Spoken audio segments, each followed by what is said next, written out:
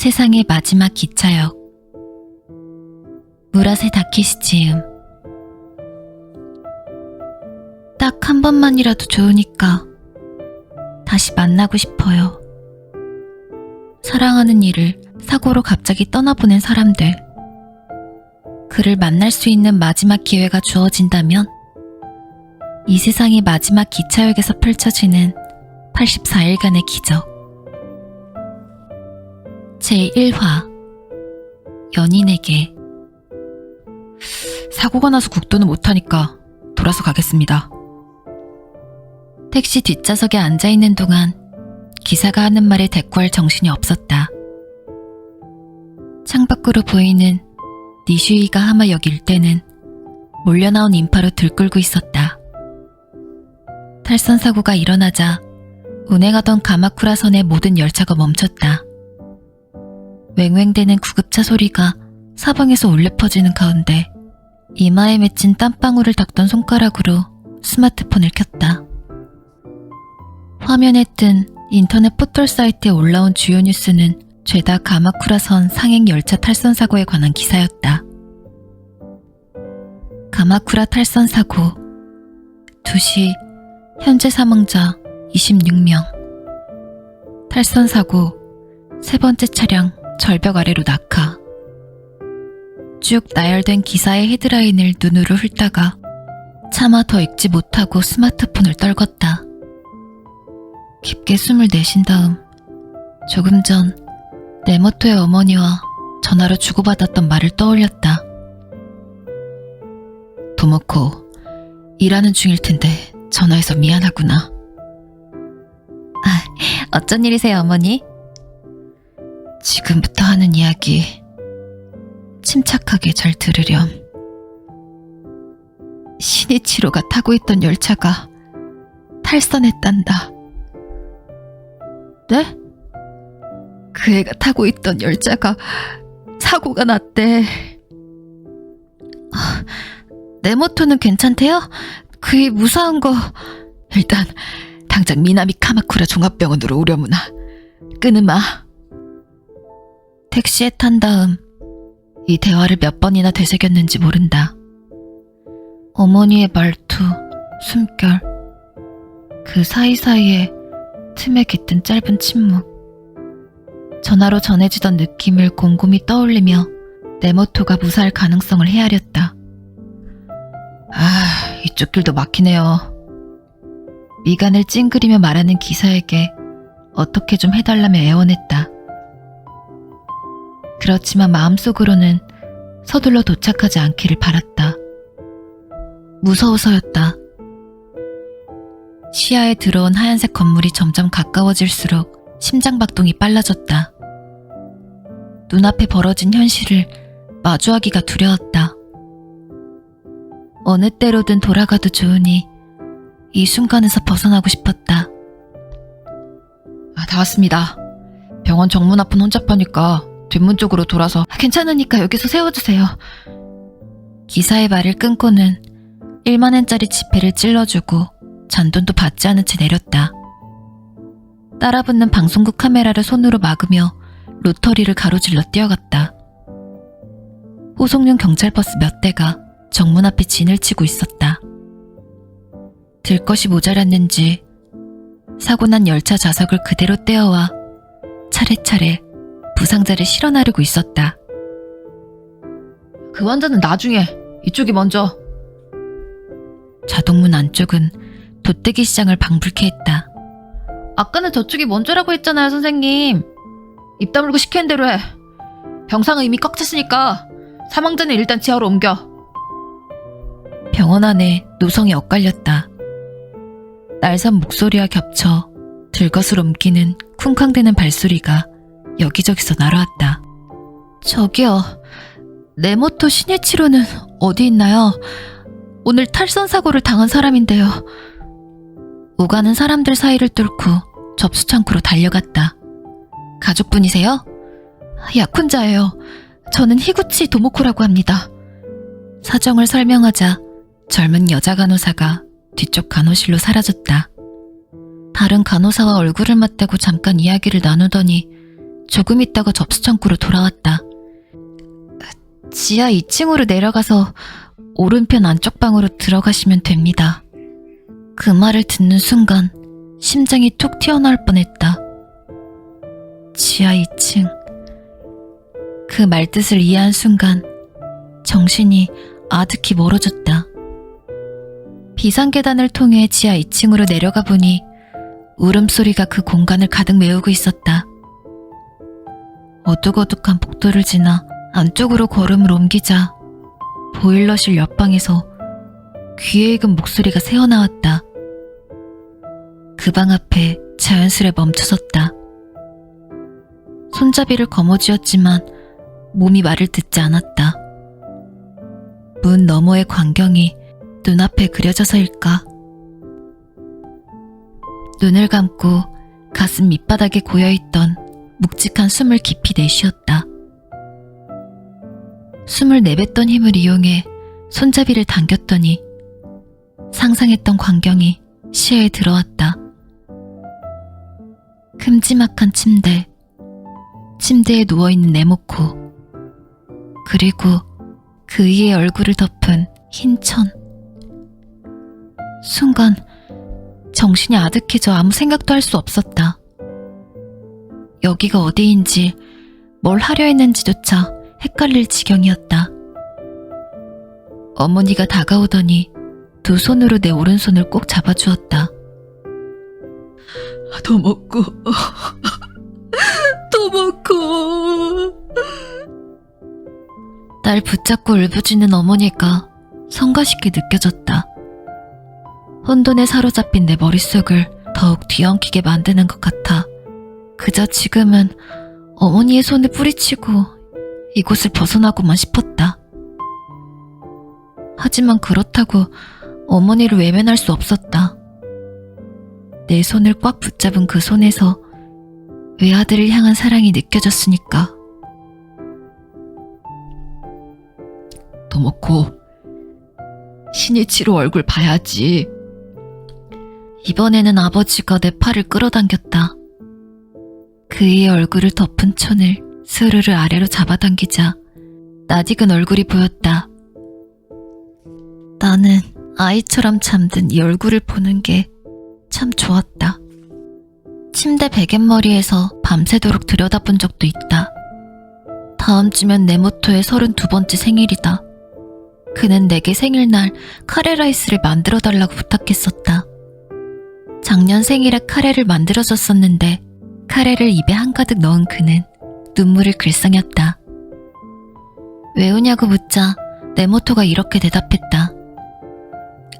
아니, 죽을 때까지 앞으로 몇 번이나 이 카레를 먹을 수 있을까 싶어서 말이야. 나는 더할 나위 없이 행복했다. 아이같이 순수한 이 남자와 결혼하게 돼서 내 미래에 네모토가 영원히 함께해 주어서. 네모토, 일어나. 제발 부탁이니까 일어나서. 나는 그의 손을 부여잡았다. 네모토 눈 떠. 내가 또 카레 만들어줄게. 매일같이 만들어줄게. 그러니까 제발 눈 떠. 네모토. 누워있는 그의 앞에 무너지듯 주저앉은 채 절규하는 나를 아버지가 부둥켜 안았다. 내 등을 쓰다듬는 아버지의 손이 숨길 수 없을 만큼 떨려왔다. 나는 그런 아버지 품에 안겨 흐느껴 울었다. 우는 내내 네모토를 처음 만났던 날이 머릿속에 스쳐 지나갔다. 16년 전 고등학교 1학년 때였을 것이다. 아빠는 심장병을 앓고 있었다. 일을 할 수 없는 아빠 대신 엄마가 돈을 벌여야 했고 엄마는 동네 인쇄공장에 취직했다. 형편은 늘 쪼들렸다. 나는 생활비에 보태려고 학교 수업이 끝나면 근처 요양원에서 도우미 아르바이트를 했다. 골든위크가 끝날 무렵이었나? 하루는 체험학습으로 자동차 공장에 견학을 가게 됐다. 조별로 공장 안을 구경하다가 나는 어느새 무리와 떨어져 혼자 다녔다. 교실에서 조를 짤 때 같이 다니자며 말을 걸어준 여자애가 있었는데 그 애는 관광버스에 내리자마자 나와 눈도 마주치려고 하지 않았다. 우리는 버스에서 같이 앉았는데 내가 워낙 말수가 적으니 그 애가 답답해했고 그러면서 나같이 조용하고 침울하기까지 한 애와 어울려봤자 재미없겠다고 생각한 듯 했다. 점심때가 되자 자동차 공장 안에 딸린 식당에서 밥을 먹게 됐다. 도시락을 싸온 사람은 도시락을 먹으면 되지만 그날 나는 엄마가 출장으로 집을 비우는 바람에 도시락을 준비하지 못했다. 엄마가 밥값을 챙겨주긴 했으나 빠듯한 살림살이를 생각하면 막 쓸 수도 없는 노릇이었다. 우동 하나 주세요. 식당에서 그나마 제일 싼 메뉴를 주문하고 같은 조 여자애들이 모여앉은 기다란 테이블로 향했다. 그러나 그 애들의 코앞에서 걸음을 멈췄다. 같은 조 애들이 한 통속이 되어 나를 힐끔거리며 심술궂게 웃어댔기 때문이다. 보란듯이 옆 사람과 귓속말로 속닥이는 애도 있었다. 저렇게 구질구질한 걸 먹는 사람이 다 있네. 나는 결국 발길을 돌렸고 등 뒤로 무자비한 경멸의 말들이 쏟아졌다. 그렇게 말한 사람은 나에게 자기 조에 들어오라고 권한 아이였다. 그 애는 행여 내가 앉을까봐 자기 옆자리에 가방까지 올려놓았다. 나는 아무도 없는 테이블로 가서 앉았다. 그때 햄버거 스테이크 정식을 시킨 애가 내 곁을 지나쳐갔다. 한 테이블을 보니 불고기를 한 입 가득 베어문 채 먹고 있는 애도 있었다. 그 순간 나 자신이 초라하고 비참했다. 누군가의 웃음소리가 들릴 때마다 괜히 나를 비웃는 소리인 것 같아 견디기 힘들었다. 저도 우동 하나 주세요. 우동에 젓가락도 되지 않고 있었는데 때마침 누가 주방을 향해 외치는 소리가 들렸다. 저도라는 말이 마음에 걸려 고개를 돌렸더니 같은 반 남자애 한 명이 서 있었다. 체구가 작은 그 애는 우동을 담은 쟁반을 들고 내 앞으로 와서 앉았다. 그리고 묵묵히 나무젓가락을 둘러 가르더니 후루룩 우동을 집어서 먹기 시작했다. 그 애는 어린아이처럼 눈이 동글동글했다. 얼굴은 햇볕에 살짝 그을렸고 낯을 가리는 성격인지 내 쪽은 거의 보지 않았다. 어쩌다 눈이 마주치기라도 하면 쑥스러워하며 눈을 깜빡이다가 바로 시선을 돌렸다. 하지만 그 애가 말하지 않아도 나는 알 수 있었다. 내가 혼자 창피를 당할까봐 그 애도 우동을 주문했다는 사실을. 그 애는 내 모습이 사람들에게서 가려지는 자리를 골라 앉았다. 근처에 앉은 다른 애들이 나를 볼 수 없도록 스스로 벽이 되어 주었다. 마치 우동을 먹고 있는 사람은 나밖에 없어. 그러니까 비웃을 테면 나를 비웃어 라고 말하는 것처럼. 그 애는 우동을 다 먹고 나서도 자리를 뜨지 않았다. 빈 컵에 물을 채우러 가는 일도 없었다. 나를 지켜주려는 듯 그 자리에서 한 걸음도 움직이지 않았다. 그 애의 배려가 내 마음을 찡하게 했다. 젓가락으로 우동을 집으려는데 어깨가 들썩였다. 뺨을 타고 흐르는 눈물을 손가락으로 재빨리 훔치고 그릇에 입을 갖다 댔다. 조금 식긴 했지만 가다랑 어포로 맛을 낸 진한 우동 국물이 온몸으로 퍼져나갔다. 그의 이름은 네모토 시니치로였다. 체험학습을 다녀와서 이틀이 지난 점심시간이었다. 나는 교실에서 혼자 도시락을 먹고 있었는데 체험학습 때 같은 조였던 여자애들이 부실한 내 도시락을 보고 희죽거렸다. 교실에 있기 불편해서 밥을 먹고 도서실로 갔는데 그곳에 네모토가 있었다. 네모토는 강아지 키우기라는 도감을 들여다보고 있었다. 나는 지난번 일에 대해 아직 그에게 고맙다는 인사를 하지 못했다. 말을 걸어보려고 네모토에게 다가가려는데 지난번 체험학습 때 날 비웃던 여자애들이 부산을 떨면서 도서실 안으로 들어왔다. 여기서 네모토에게 말을 걸었다가 괜히 이상한 소문이라도 나면 골치가 아프다. 하는 수 없이 다음을 기약하며 도서실을 빠져나왔는데 다음 기회가 생각보다 금방 찾아왔다.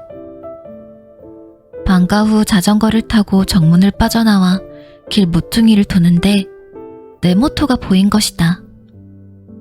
그는 집으로 돌아가는 다른 애들과 떨어져 맨션과 맨션 사이로 미끄러지듯 들어갔다. 자전거를 세우고 훔쳐봤더니 네모토가 첨벙첨벙 소리를 내면서 좁다란 도랑을 걷고 있었다. 바짓단을 말아올리지도 않고 뭐가 묻거나 말거나 상관없다는 듯이 힘차게 걸음을 옮기는 네모토가 어디로 가는지 신경 쓰였다. 요양원에서 아르바이트하러 갈 때까지 아직 1시간 넘게 남았으니 그의 뒤를 밟아보기로 했다.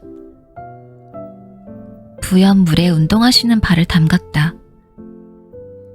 30m쯤 걸었을까? 나는 멈춰섰다. 저 멀리 푸릇푸릇한 수목이 눈에 들어왔기 때문이다. 개골창을 빠져나오자 눈앞에 널찍한 숲이 나타났다. 원시림에서나 볼 법한 키 큰 삼나무가 축 늘어져 있었다.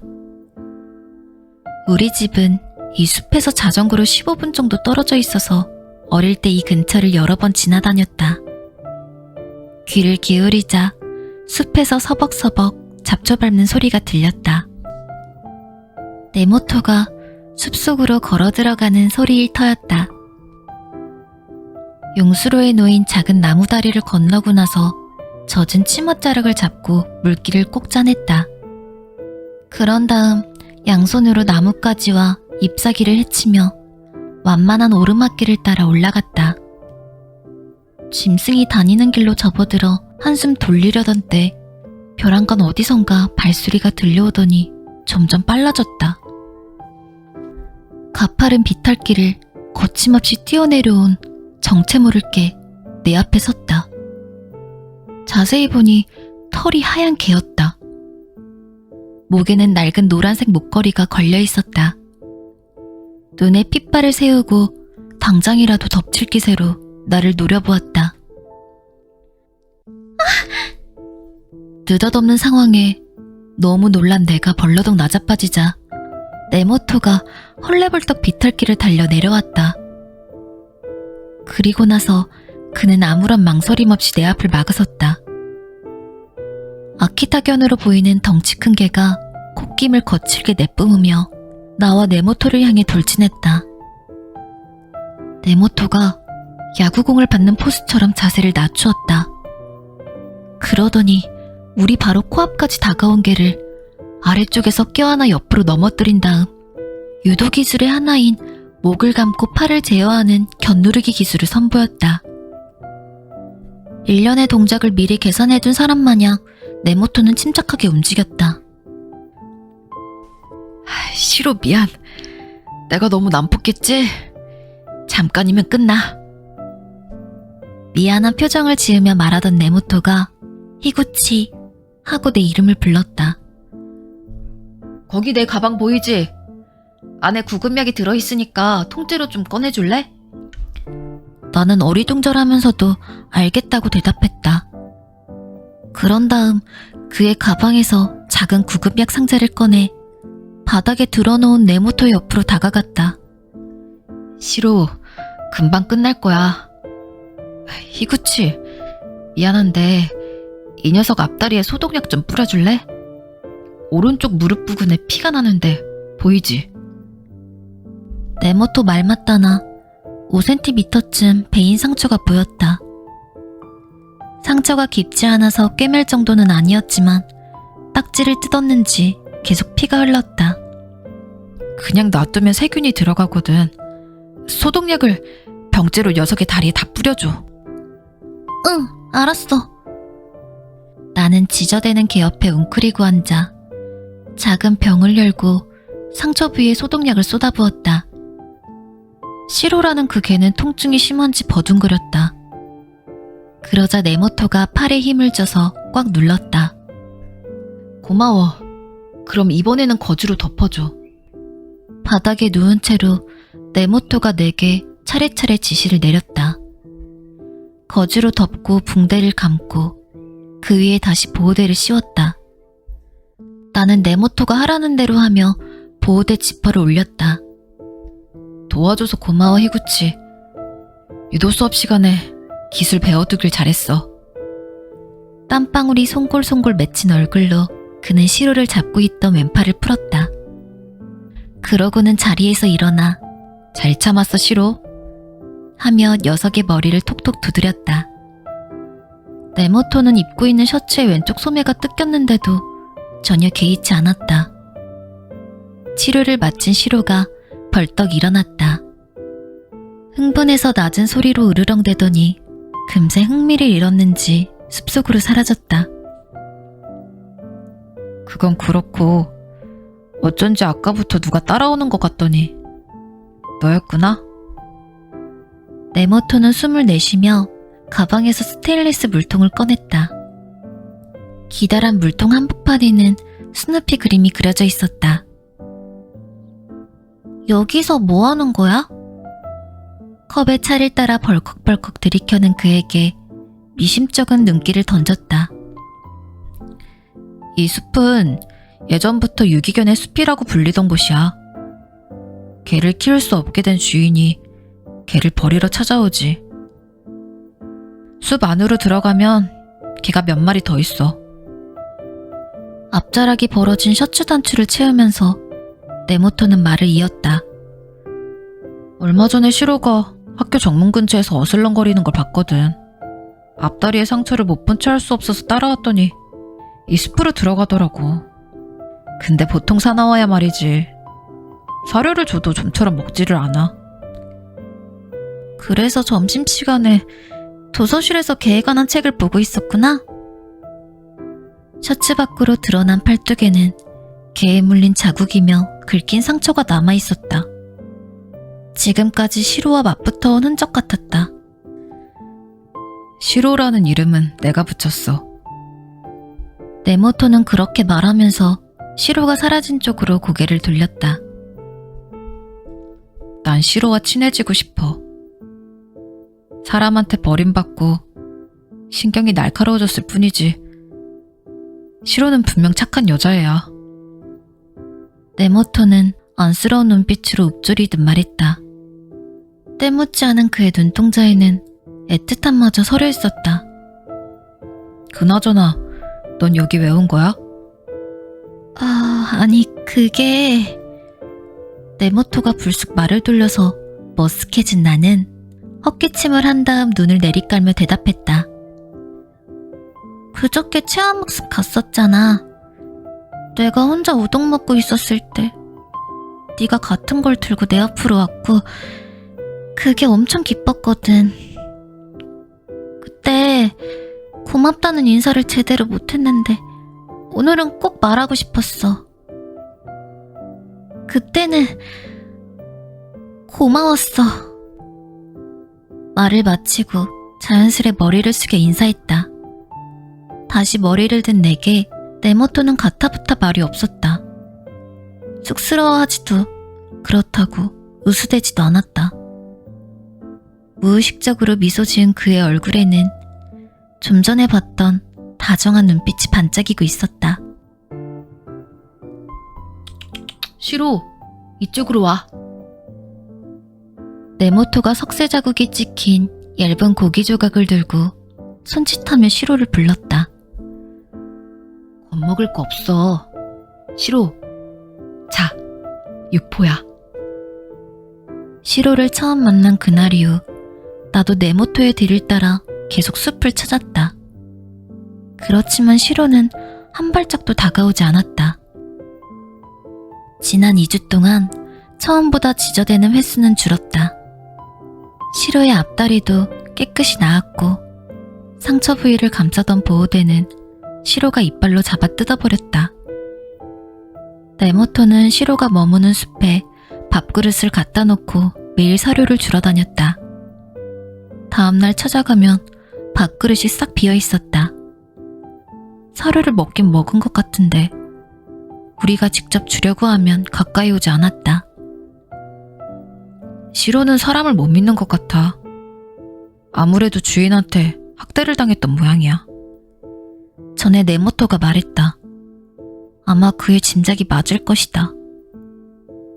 내일은 토요일이니까 애견숍에 가서 이것저것 물어봐야겠다. 그럼 다음 주에 보자. 그날은 그렇게 헤어졌다. 나는 네모토와 헤어지고 나서 아르바이트를 하러 요양원으로 향했다. 숲에서 네모토를 만난 다음 날부터 수업이 끝나면 숲으로 가는 게 일과가 되었다. 교실에서는 서로 자리가 떨어져 있어 학교에서는 거의 말을 섞지 않는다. 그렇지만 수업이 끝나면 둘이 미리 짠 듯 숲으로 향했다. 한참 개골창을 건너고 있는데 뒤에서 네모토가 나타나 웃음이 터진 적도 있다. 같이 가지 않고 이렇게 거리를 유지하는 게 어쩐지 즐거워서 나는 이대로 괜찮다고 생각했다. 숲에서 네모토와 함께 보내는 시간이 내게는 무척 소중했다. 네모토도 나와 마찬가지로 형제가 없었다. 아빠가 병에 걸렸다는 말을 꺼냈더니 그는 내 이야기를 진지하게 들어주었다. 어린아이 같은 겉모습과 달리 네모토는 생각하는 것이 성숙하고 어른스러웠다. 이따금 학교에서 여자애들이 나에게 쌀쌀맞게 굴어도 네모토와 보내는 충실한 시간 덕분에 아무렇지 않았다. 납작한 잿빛 구름이 하늘을 뒤덮었다. 하늘에서 한두 방울 뚝뚝 빗방울이 떨어지더니 이내 아무렇게나 마구자란 삼나무 위로 떨어졌다. 간토 지방에 장마가 시작됐음을 알리던 그날도 나는 숲속에 있었다. 저녁부터 폭우가 퍼부을 예정이라고 했으니 오늘은 네모토도 오지 않을 것 같았다. 그렇게 생각하면서도 혹시나 하며 우산을 쓰고 숲으로 갔더니 그곳에 네모토가 있었다. 투명한 비옷을 걸치고 시로에게 육포를 내밀고 있었다. 시로, 배 안 고파? 비를 맞아서 심기가 불편한지 시로는 평소보다 훨씬 거칠었다. 젖은 몸은 뻣뻣이 경직되었으며 상대를 위협하듯 계속 짖기만 했다. 아키타견을 훈련할 때는 누가 주인인지 확실히 하는 것이 중요하다. 네모토는 애견숍 사장에게 그런 조언을 듣고도 따르지 않았다. 시로는 누구에게도 사랑받은 적이 없어서 그러는 거야. 나는 시로와 주종관계를 맺고 싶지 않아. 선언이라도 하듯 네모토가 그렇게 내뱉었다. 주저없는 말투에 내가 끼어들 틈은 없었다. 시로, 겁내지 말고 이쪽으로 와서 먹어. 나는 비닐우산을 쓴 채로 네모토를 지켜보았다. 하지만 아무리 기다려도 시로는 우리에게 오지 않았다. 빗발이 더 거세지자 시로는 화가 난 것처럼 하늘을 향해 목청을 높였다. 그러더니 마치 그게 신호였던 양 네모토에게 달려들어 그의 오른손을 물었다. 네모토! 난 괜찮아. 내 말꼬리와 네모토의 대답이 겹쳤다. 시로의 이빨이 그의 오른손에 박혀 있었다. 네모토는 고통스러운 표정을 지었지만 눈빛은 흔들리지 않았다. 어디 실컷 물어 뜯어보라고 부추기듯 오히려 시로의 입속으로 제 주먹을 집어넣었다. 언짢은 표정의 시로가 네모토에게서 떨어졌다. 나는 우산 아래에 못 박히듯 그 자리에 서 있었다. 손목시계를 보니 아르바이트하러 갈 시간도 벌써 지났다. 사방에 어둠이 깔리기 시작한 가운데 둘의 싸움은 계속되었다. 네모토가 먹이를 들고 가까이 다가가면 시로는 뒤로 물러났다.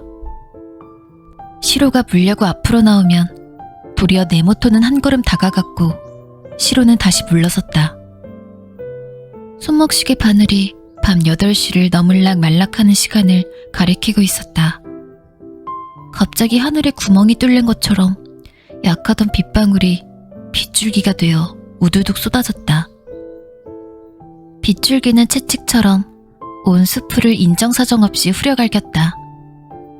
요란한 빗소리에 겁을 먹었는지 시로가 등을 돌리고 숲속으로 내달리기 시작했다. 내 모토는 콧김을 거칠게 내쉬었다. 오늘은 이쯤하고 돌아갈까? 그가 내게 눈짓을 보낸 순간 컹컹대는 괴성이 숲을 뒤흔들었다. 시로가 자취를 감춘 방향으로 내 모토가 먼저 달려갔고 나도 그 뒤를 쫓아가는데 내 모토가 갑자기 달리던 걸음을 뚝 멈췄다. 그의 시선을 붙잡은 건 담수조 때문에 푸른빛이 도는 커다란 호수였다. 비가 억수같이 쏟아져 물이 불어난 수면 위로 흰색 털로 뒤덮인 다리가 보였다. 시로! 내 모토는 비옷을 벗어던진 채 깊이를 가늠할 수 없는 호수로 뛰어들었다. 호수 중간까지 평형으로 헤엄쳐간 다음 커다란 시로의 몸을 아래쪽에서 들어올렸다. 수심은 내 모토가 간신히 발을 바닥에 붙이고 설 정도였고 그가 아래에서 시로를 받친 채 수면 위로 시로의 얼굴을 내밀었다. 그런데 극도로 흥분한 시로가 심하게 버둥거렸다. 어떻게 해야 할지 몰라 우왕좌왕하던 내 시선 끝에 작은 통나무집이 들어왔다.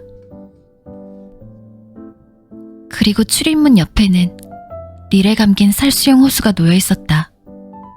저거다. 내 모토! 이거 잡아! 나는 통나무집으로 달려간 다음 호스를 풀어 호수를 향해 던졌다. 시로를 품에 안고 물가까지 온 내 모토가 히구치, 시로부터 좀 받아줘. 하고 부탁했다. 위급한 상황인 만큼 우리는 초인적이라 할 힘이 발휘됐다. 나는 발이 수렁에 빠지면서도 시로의 두 앞다리를 붙잡고 힘껏 끌어당겼다. 내 모토는 코 언저리까지 물에 잠겼다. 기진맥진해서 물가에서 떨어진 내 모토가 가까스로 호스를 휘어잡았다. 나는 허리를 깊이 숙이고 젖먹었던 힘을 짜내어 두 손으로 호스를 잡아당겼다. 하지만 땅바닥이 젖어서 발이 미끄러지는 바람에 도무지 호스가 끌려오지 않았다. 나는 엉덩방아를 찌으면서도 호스를 계속 잡아당겼다. 팔힘이 모자라서 호스를 놓칠까봐 왼쪽 겨드랑이에 끼워 넣었다. 히구치, 이제 그만하고 피해. 내 모토의 목소리가 들렸지만 나는 왼쪽 겨드랑이에 고정한 호스를 오른팔에 둘둘 감았다. 꽉 붙잡아 내 모토! 호스 놓으면 절대로 용서 안 해! 나는 애타게 부르짖었다. 물결에 휩쓸려 들어가는 그를 향해서. 식당에서 우동을 주문했던 날, 내 모토가 내게 베풀었던 친절을 결코 잊을 수 없다. 이번에는 내가 그를 도울 차례였다. 굵은 빗방울의 한 치 앞도 알아볼 수 없는 바로 그때였다. 거기 무슨 일이냐? 손전등에서 퍼져나온 빛이 내 얼굴로 쏟아졌다. 우리가 지나왔던 쪽을 보니 누가 서 있었다. 왕왕 짖으며 그 사람을 끌고 온 모양새로 나타난 시로가 내 곁으로 왔다. 그 뒤로 시로를 따라 웬 중년 남자가 우산을 들고 뭐야, 무슨 일이야? 하며 허둥지둥 뛰어왔다. 도와주세요! 내가 도움을 청하자 아저씨가 내 앞에 서서 호스를 꽉 거머쥐었다. 발이 미끄러지거나 말거나 둘이 힘을 모아 호스를 잡아당겼다. 겨우겨우 물가에 닿은 내 모토의 두 팔을 잡고 둘이서 질질 끌어당겼다. 내 모토, 괜찮아? 쪼그리고 앉아 얼굴을 들여다보자 땅바닥에 엎드린 그가 괜찮아. 너 안 다쳤어? 하며 상체를 일으켰다. 호흡은 가빠도 별 탈은 없어 보였다. 이구치, 무모한 짓 좀 하지 마. 사돈 낱말하시네. 거침없이 그의 말을 받아쳤더니 네모토의 눈꼬리가 둥글게 휘어졌다.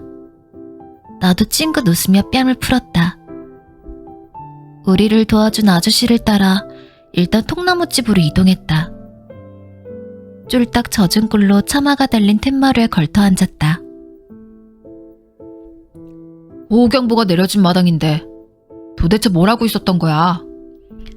아저씨는 어이없다는 얼굴로 우리를 바라보았다. 네모토는 죄송하다며 머리를 숙이고 무슨 일이 있었는지 자초지종을 설명했다. 그런데 저희가 여기 있다는 건 어떻게 하셨어요? 틀어진 옷매무새를 가다듬으며 물었더니 아저씨가 호수 쪽을 흘끔거리면서 대답했다.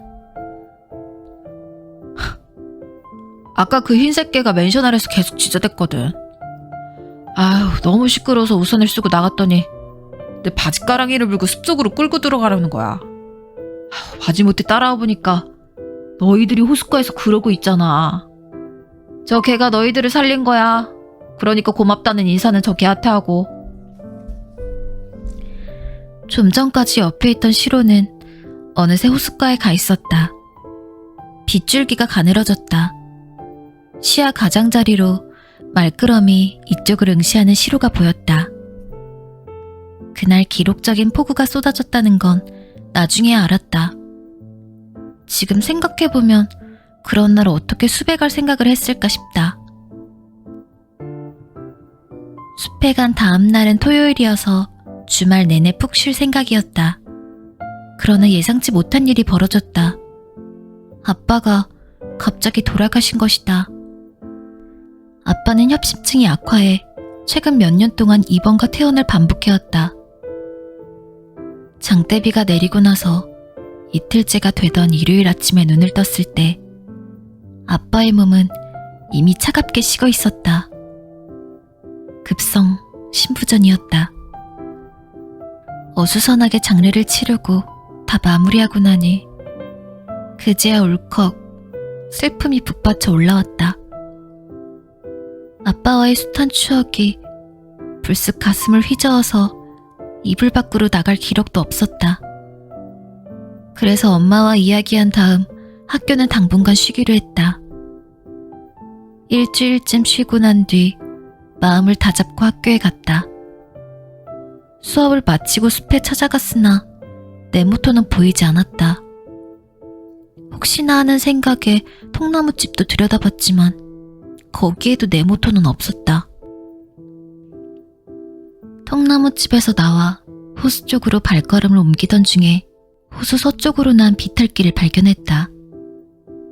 사람이 만든 길인지 좌우에 가느다란 와이어 로프도 설치되어 있었다. 로프를 잡고 길을 따라가자 높직한 언덕으로 이어졌다. 무질서하게 자라난 주변 나무들과 대조적으로 이 일대만 말끔히 손질되어 있었다. 안쪽에는 광택을 살린 통나무 의자가 2개 놓여 있었고 중간쯤에는 푸른빛이 도는 잔디밭이 펼쳐 있었다. 이 숲에 이런 곳이 있었구나. 잠시 생각에 잠겨있을 때 인기척이 들렸다. 소리가 난 쪽으로 시선을 옮기자 흐미진 덤불 사이에 네모토가 서 있었다. 저번에 감기 안 걸렸어? 나를 알아본 네모토가 몸을 돌리고 물었다. 안 걸렸어. 네모토는? 하고 되물으면서 거리를 좁혔다. 괜찮았어. 몸은 말랐어도 보기보다 건강하거든. 다행이다. 사실 그보다 난 부모님한테 무진장 혼났어. 연락도 없이 그 시간까지 어디 갔었냐면서. 말을 하다 말고 세상을 떠난 아빠가 생각나 마음이 가라앉았다. 침대에 몸져 누워있던 그날도 아빠는 내 걱정을 했었다. 옆에 선 나를 네모토가 걱정스러운 눈으로 가만히 바라보았다. 내가 의기소침한 걸 느꼈는지 아무 말이 없었다. 아빠가 돌아가신 건 네모토도 알고 있을 터였다. 학교를 일주일이나 쉬었으니까 담임선생님이 반 아이들에게 설명하지 않았을 리가 없다. 어색한 침묵을 견디기 힘들어서 내가 먼저 입을 열었다. 고개를 떨군 채 다음 말을 떠올려 봤지만 가슴이 탁 막혀서 입술이 떨어지지 않았다. 이틀 전쯤에 이 언덕을 발견했는데 네모토는 곧 내게서 시선을 거뒀다. 이 언덕에서는 오다와라 시내를 한눈에 내려다볼 수 있어. 너도 한번 봐봐. 허리에 손을 짚고 선 네모토 옆에서 그가 가리키는 쪽으로 고개를 돌렸다. 눈에 힘을 주고 쳐다보자 오다와라성 천수각이 시야에 들어왔다. 그 뒤에는 짙푸른 사가기만이 펼쳐져 있었다. 이구치, 네모토가 내 이름을 부르더니 쉼없이 말을 토해냈다. 난 부모님을 여의어본 적이 없으니까 네가 얼마나 힘든지 다 안다고 위로하지 못해. 설령 내 부모님이 돌아가셨더라도 네 마음을 이해한다고 말해서도 안 되고, 다른 사람의 마음을 이해한다는 말은 너무 무책임한 소리라고 생각해. 각자 사정이 있는 법이니까. 네모토는 내게서 눈을 돌리지 않은 채 그래도 난 믿어 라고 시원스레 내뱉고 나서 다음 말을 이었다. 네 아버지는 세상을 떠나셨지만 아버지의 분신인 넌 살아있잖아. 그러니까 네가 기뻐하면 아버지도 분명 기뻐하실 거야. 너의 행복이 고스란히 아버지의 행복이 될 테니까. 핏줄이란 그런 거잖아. 그러니까 넌 네가 좋아하는 일을 하면 돼. 항상 웃으면서 살면 된다고. 애두르지 않은 솔직한 그의 말이 가슴에 깊이 와닿았다. 아빠가 돌아가시고 나서 나는 줄곧 한 가지 의문에 사로잡혀 있었다.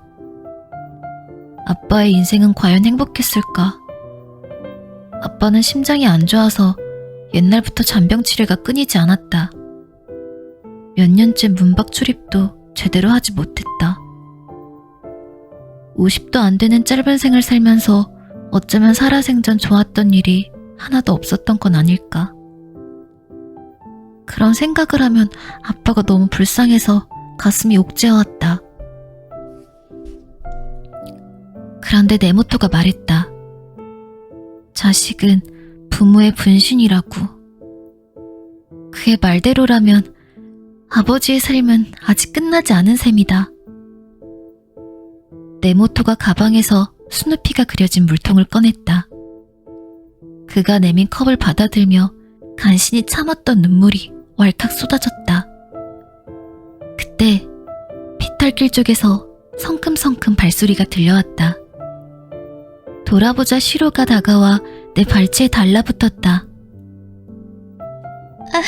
시로. 무릎을 굽히고 시로의 머리를 어루만졌더니 뺨을 타고 흘러내리는 눈물을 시로가 혀로 할짝할짝 닦아주었다. 시로는 기분 좋은 소리를 내며 경계심을 풀고 꼬리를 흔들었다. 네가 학교에 안 온 동안 우리 엄청 친해졌어. 자, 시로. 간식이다. 네모토가 육포를 꺼내자 시로가 그의 손으로 달려들었다. 잘했어. 하며 그가 시로의 머리를 마구마구 쓰다듬었다. 그러자 시로를 따라왔는지 비탈길에서 새까만 개 한 마리가 더 나타났다. 녀석은 사뿐사뿐 잔디밭을 건너와 시로 주위를 맴돌았다. 설마 쟤는 시로 남자친구야? 시로도 보통이 아닌데? 나는 컵에 든 보리차를 한 모금 마시고 하늘을 올려다보았다. 두꺼운 구름 사이로 눈부시게 파란 하늘이 얼굴을 내비치고 있었다. 이튿날부터 우리는 시로를 데리고 숲속을 거닐었다. 네모토는 시로에게 연한 하늘색 목걸이를 새로 선물했다. 목걸이에 리드줄을 달아서 시로가 자유롭게 걸을 수 있게 했다. 마무리로 그 언덕에 오르는 게 정해진 산책 코스였다. 언제부터인지 네모토가 비디오 카메라를 들고 와 영상을 찍기 시작했다. 이거지? 활짝 좀 웃어봐. 네모토가 이렇게 줄을 때마다 손가락으로 V를 그리면서 웃었다. 언덕이 잔디밭에서 시로를 가운데 두고 내 천자로 셋이 함께 드러눕는 게 우리의 일상이었다. 보드라운 잔디밭에 누워 네모토가 이렇게 털어놓았다. 나는 원래 낯을 가리는 편인데 넌 처음부터 낯설지가 않더라. 진짜 신기하다니까. 너도 마찬가지였어. 나는 마음속으로 중얼거렸다. 그리고 바로 그 순간 내 감정을 분명히 깨달았다.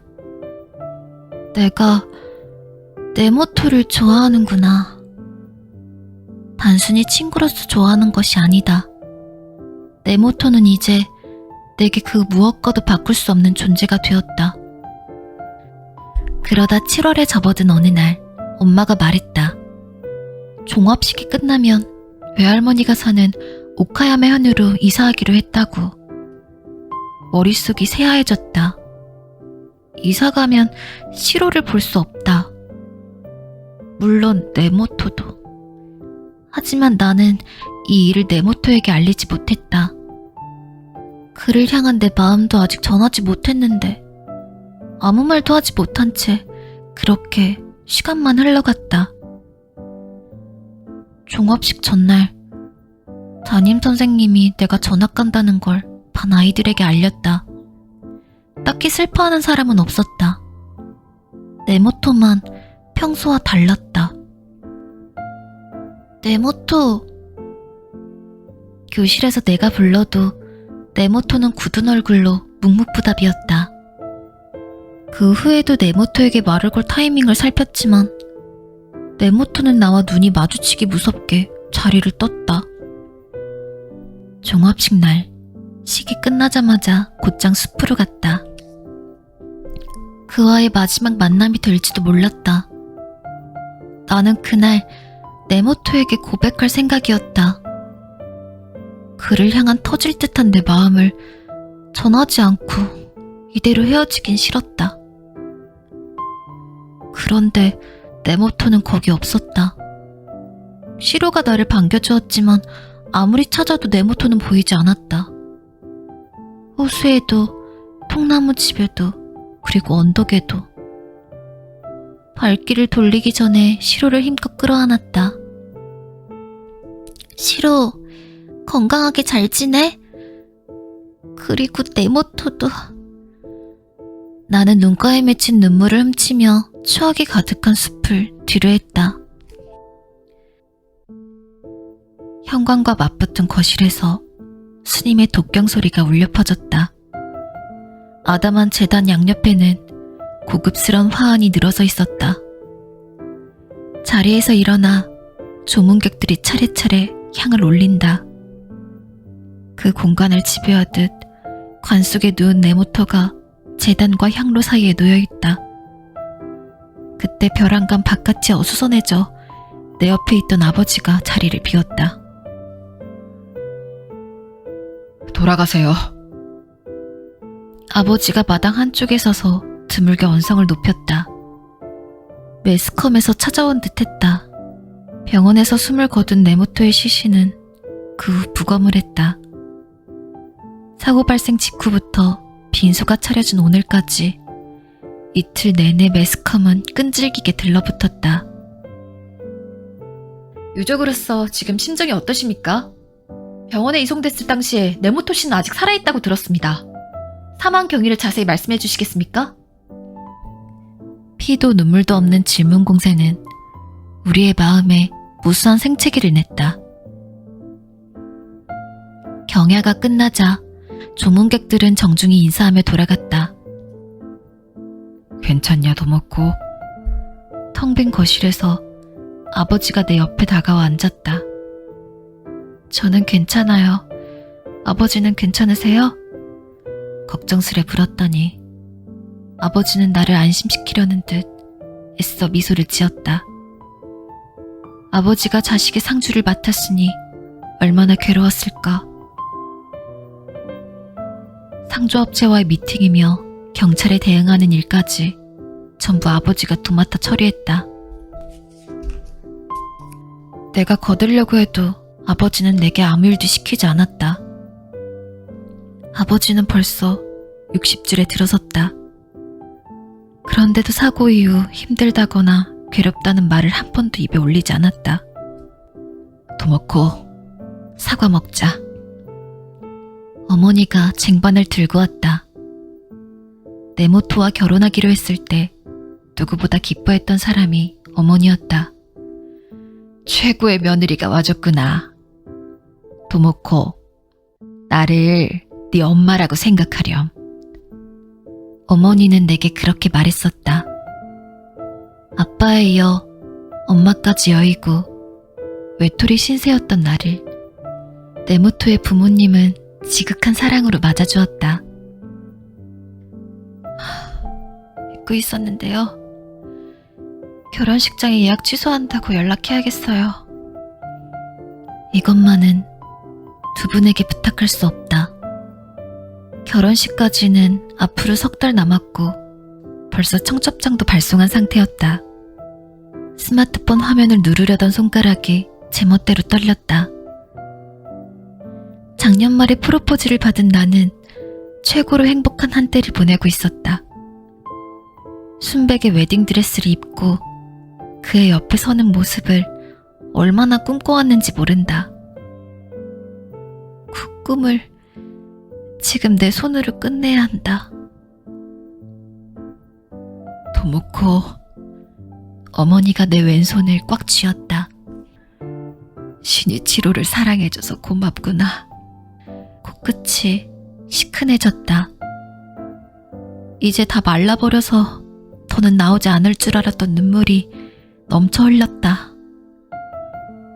내 옆에서 사고 이후 꿋꿋하게 버티고 있던 아버지 어깨가 떨리고 있었다.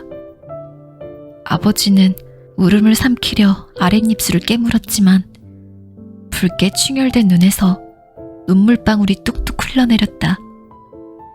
현관 쪽에서 구로가 컹컹 짖으며 나타났다. 뺨을 타고 흐르는 눈물을 구로가 할짝할짝 핥아주었다. 나는 아버지, 어머니, 구로에게 둘러싸인 채 네모토와 막 사귀었던 때를 떠올렸다. 오카야마의 고등학교를 전학 간 나는 졸업하고 나서 요양보호사 자격증을 땄다.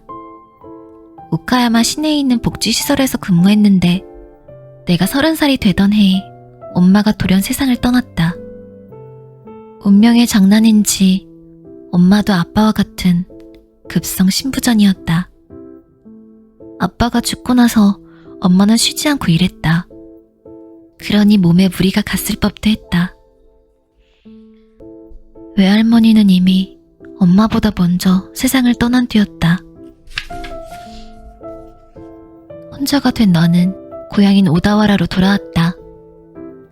고등학교 1학년 때 오다와라에 있는 요양원에서 아르바이트를 해봐서 아는 사람도 꽤 있었다. 예전 지인의 소개로 노인을 전문으로 돌보는 데이케어 센터에 일자리를 얻었다. 그해 12월 말이었다. 퇴근하고 집에 가다가 눈에 보이는 아무 식당에 들어갔다. 돈가스, 덮밥, 곱빼기로 주시고요. 카레 우동도 하나 주세요. 이가 빠진 컵에 물을 따라 마시고 코로 거친 숨을 내쉬었다. 반년 넘게 시간이 흘러도 엄마를 잃은 상실감은 아물 줄을 몰랐다. 헛헛한 마음을 먹는 것으로 달랬더니 급격히 살이 쪘고 키는 160cm도 안 되는데 몸무게는 60kg을 좋게 넘어섰다. 결혼해서 애를 낳아 키워도 모자랄 마당에 아직 남자친구도 없었다. 하루하루 살아내는 것조차 버거워서 앞날을 생각할 여유가 없었다. 식사 나왔습니다. 여자 점원이 탁자 위에 음식을 내려놓았다. 검은색 머리카락보다 흰머리가 더 많은 여자는 오른쪽 다리를 절름거렸다. 계산대 한쪽에 접이식 휠체어가 놓여있는 걸 보니 아무래도 다리가 불편한 모양이었다. 그녀를 보고 있으니 돌아가신 아빠의 모습이 떠올랐다. 몸이 아파 자리 보전하고 누워 지냈지만 내게는 자상한 아빠였다. 내가 학교에 갈 때마다 아빠는 현관에서 지팡이를 짚고 배웅해 주었다. 잘 먹었습니다. 오늘도 맛있었어요. 내가 감상에 젖은 사이 안쪽 자리를 차지하고 있던 남자가 자리에서 일어섰다. 남자는 감색 배낭을 메고 카레 접시를 올린 쟁반을 주방까지 들고 갔다. 그러고 나서 선반에 걸려있던 행주를 갖고 오더니 자기가 먹은 자리를 꼼꼼히 닦았다.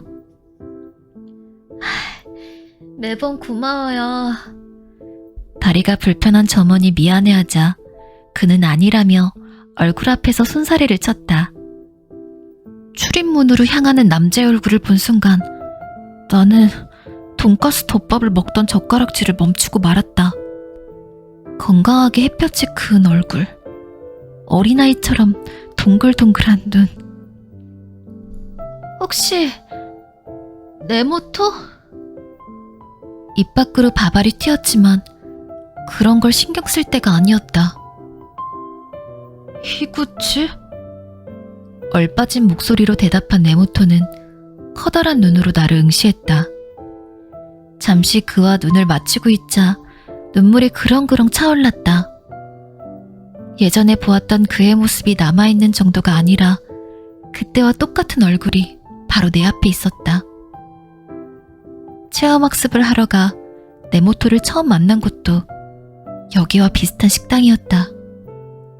그날 네모토가 내게 베풀었던 따스한 친절이 생각나 가슴이 벅차올랐다. 엄마를 잃고 정수가 불안해진 것도 한몫해 결국 눈물샘이 터져버렸다. 왜 그래, 히구치? 괜찮아? 미안. 그게 아니라 네모토 네 모습이 옛날과 완전 똑같아서.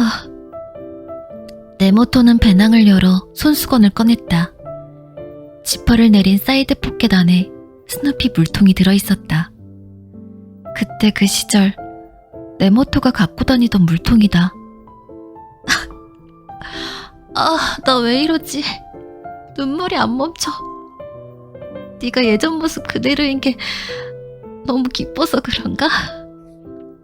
겨우 두세 마디 주고받았을 뿐인데 커다란 안도감이 스며들어 가슴을 따스하게 물들였다. 반짝이는 추억들을 하나둘 떠올리자 흑백이었던 시야에 색이 덧입혀졌다. 나도 안 변했어? 밝은 이야깃거리를 꺼내려고 던진 질문이었다. 그러자 네모토가 살짝 눈꼬리를 내리고 절대로 화내면 안 돼. 라며 전제를 깔더니 이렇게 말했다. 솔직히 말해서 살이 좀 찐 것 같아. 손가락으로 관자놀이를 문지르면서 그가 개구쟁이처럼 웃었다. 나도 덩달아 웃음을 터뜨렸다. 이렇게 편안하게 웃는 게 얼마만인지. 어렴풋이 그런 생각을 하다가 네모토가 건네준 손수건으로 젖은 뺨을 닦았다. 네모토와 우연히 만나고 사흘이 지난 날이었을까. 우리는 함께 그 식당에 갔다. 진짜 조금도 안 달라졌네, 네모토. 겉모습이며 분위기까지 예전이랑 완전 똑같잖아? 그런가? 직장 동료도 넌 어린애 같은 데다 고집이 있어서 큰일이라면서 자주 나무라긴 해. 재회했던 날, 우리는 헤어지면서 서로 연락처를 주고받았다. 내가 문자를 보냈더니 다음에 같이 밥 먹자는 이야기가 나왔고 둘 다 집이 이 식당에서 멀지 않아서 다시 여기서 만나게 된 것이다. 네모토, 지금 무슨 일해? 나는 그릇 한가운데 놓인 큼직한 돈가스 조각을 덥석 베어 물었다. 난 원래 남자와 밥 먹는 자리에서 이렇게까지 우적우적 먹어치우는 사람은 아니다. 보통은 밥알을 새듯 깨작거리며 먹는데 네모토 앞에서는 이상하게도 스스럼 없이 행동하고 있었다. 아, 난 미나미 카마쿠라역 부근에 있는 애견숲에서 일해. 나 동물 좋아하는 거 알잖아. 그는 고등학교를 졸업하고 나서 강아지 훈련사 자격증을 땄다고 했다. 네모토답다 싶었다. 참, 시로는 어떻게 됐어? 15년 내내 마음에 걸렸던 질문이다. 네모토는 작게 헛기침을 하고 목소리 톤을 낮춰 대답했다. 걱정 붙들어 매셔. 시로는 고등학생 때 우리 집에 데려와서 키웠으니까. 안타깝게도 3년 전에 죽었지만 그때까지 행복하게 살았어.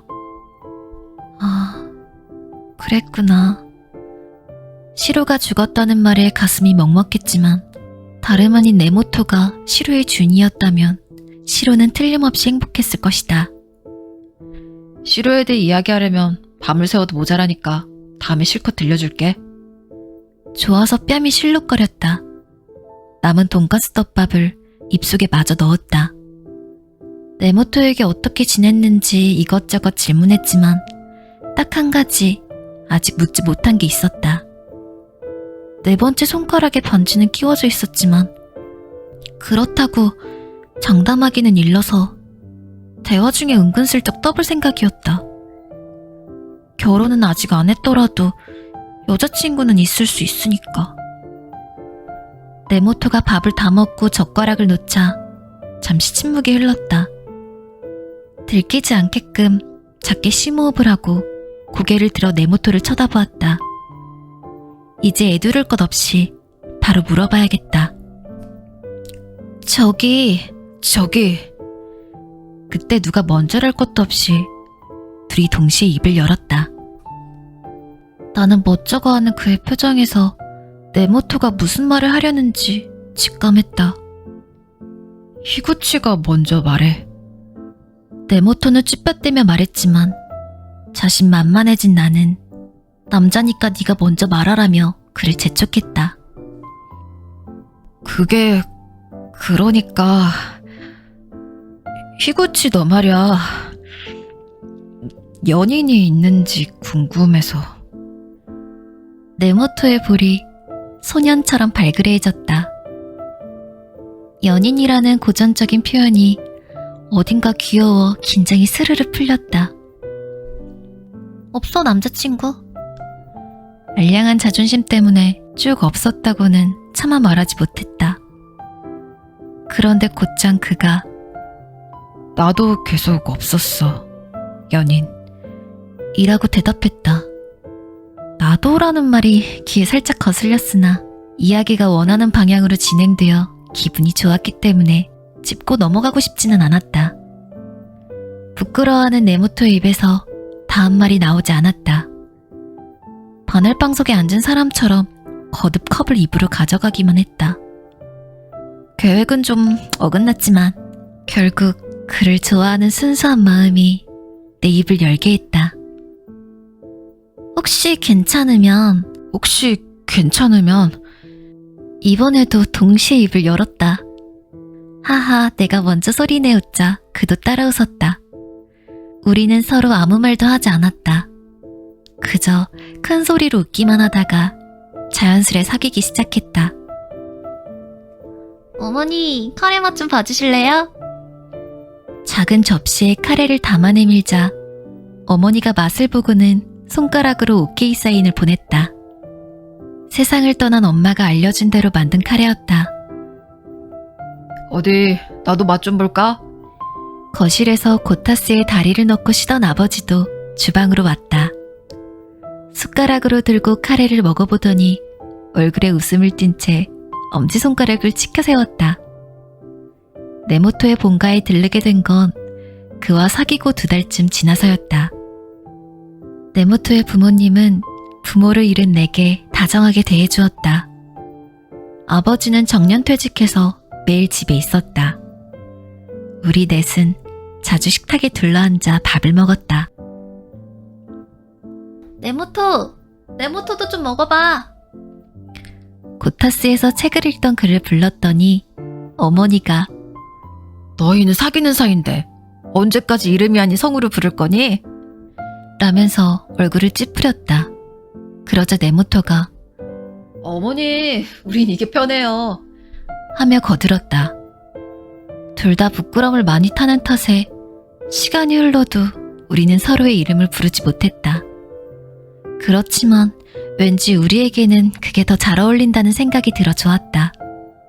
그래서 학교 다닐 때 그랬던 것처럼 네모토, 히구치 이렇게 부르기로 마음을 정했다. 맛있다.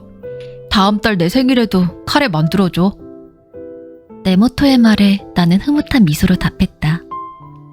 맛있는 카레 냄새에 자극을 받았는지 마당에서 개가 시끄럽게 짖어댔다. 구로라는 덩치 큰 스케는 네모토가 훈련을 잘 시켜서 그런지 사람을 무척 잘 따랐다. 구로, 들어와. 네모토가 현관문을 열어주자 구로가 주방으로 달려왔다. 까만 털을 흩날리며 달려온 구로는 자기도 먹고 싶다는 듯이 앞다리를 들고 내게 달라붙었다. 말로 표현할 수 없을 만큼 행복한 시간이었다. 지금 이 행복이 영원히 계속되기를 바라고 또 바랐다. 창밖에서는 매서운 칼바람이 불어댔다. 트렌치코트를 걸친 이는 바람에 날아가지 않으려는 듯이 어깨를 잔뜩 움츠렸다. 오늘의 푸아송입니다. 쓸데없이 큰 접시가 내 앞에 놓였다. 푸아송은 생선 요리를 말하는 거래. 먹는 방법을 몰라 절절매는 네모토에게 작은 소리로 속삭였다. 물론 나도 방금 스마트폰으로 찾아보고 알았지만 오늘은 32번째 내 생일이다. 네모토와 외식을 하기로 약속했지만 그는 깜짝 선물이라며 예약한 식당을 미리 말해주지 않았다. 각자 일을 마치고 미나미 카마쿠라 역에서 만나 이 프렌치 레스토랑으로 왔다. 나와 네모토는 이런 고급 레스토랑이 처음이었다. 테이블 매너도 알 리가 없었다.